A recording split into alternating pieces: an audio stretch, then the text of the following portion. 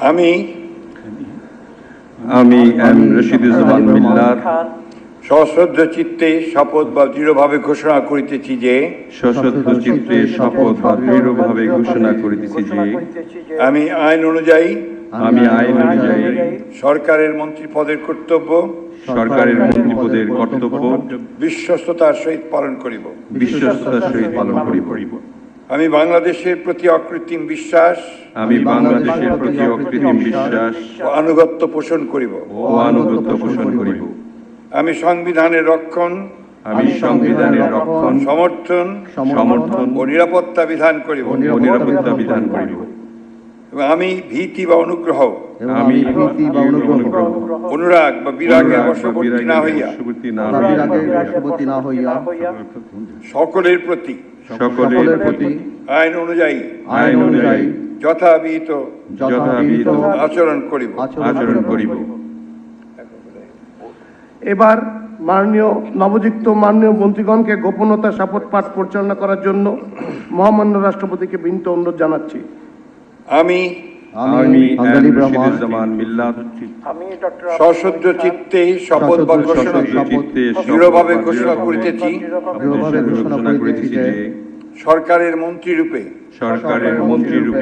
যে সকল বিষয় আমার বিবেচনার জন্য আনিত হইবে বা যে সকল বিষয় আমি অবগত হইব তা মন্ত্রী রূপে যথাযথভাবে আমার কর্তব্য পালনের প্রয়োজন ব্যতীত প্রত্যক্ষ বা পরোক্ষভাবে কোনো ব্যক্তিকে জ্ঞাপন করিব না বা কোনো ব্যক্তির নিকট প্রকাশ করিব না।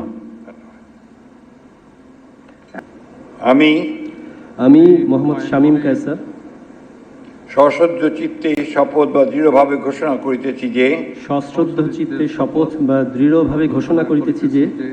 আমি আইন অনুযায়ী সরকারের প্রতিমন্ত্রী পদের কর্তব্য বিশ্বস্ততার সহিত পালন করিব। আমি বাংলাদেশের প্রতি অকৃত্রিম বিশ্বাস ও আনুগত্য পোষণ করিব। আমি সংবিধানের রক্ষণ সমর্থন ও নিরাপত্তা বিধান করিব এবং আমি ভীতি বা অনুগ্রহ অনুরাগ বা বিরাগের বশবর্তী না হইয়া সকলের প্রতি আইন অনুযায়ী যথাবিহিত আচরণ করিব। এবার মাননীয় প্রতিমন্ত্রীগণকে গোপনতার শপথ পাঠ পরিচালনা করার জন্য মহামান্য রাষ্ট্রপতিকে বিনীত অনুরোধ জানাচ্ছি। আমি মোহাম্মদ শামীম কায়সার সশ্রদ্ধ চিত্তে শপথ বা দৃঢ়ভাবে ঘোষণা করিতেছি যে সরকারের প্রতিমন্ত্রী রূপে যে সকল বিষয় আমার বিবেচনার জন্য আনিত হইবে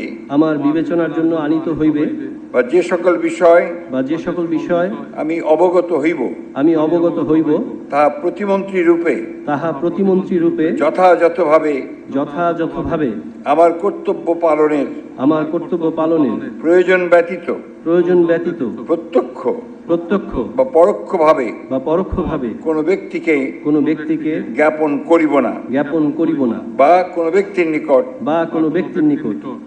প্রকাশ করিব না।